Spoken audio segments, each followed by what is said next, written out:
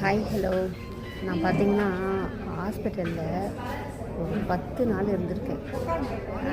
எப்போனா என் பையனுக்காக ஒரு 7 நாள் ஜிஹெச்சில் வேலூரில் இருந்திருக்கேன்.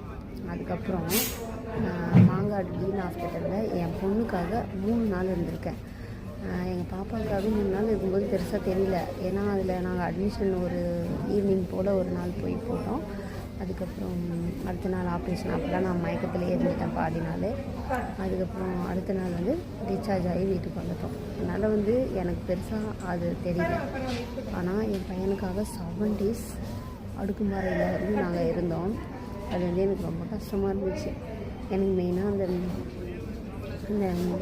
மெடிக்கல், அதுக்கப்புறம் இந்த ஃபார்மசி, என்ன சொல்ல வரேன்னா இந்த மெடிசன்ஸ் மெயினாக இந்த சர்ஜரி ரூம்லலாம் யூஸ் பண்ணுவாங்க பார்த்தீங்களா, அந்த கெமிக்கலோட ஸ்மெல்லு.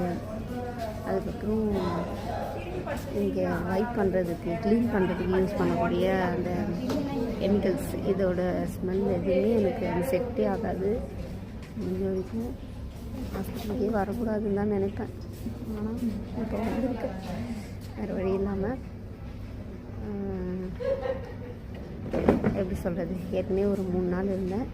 இப்போது திருப்பியும் வந்திருக்கோம் 15 days கழிச்சு.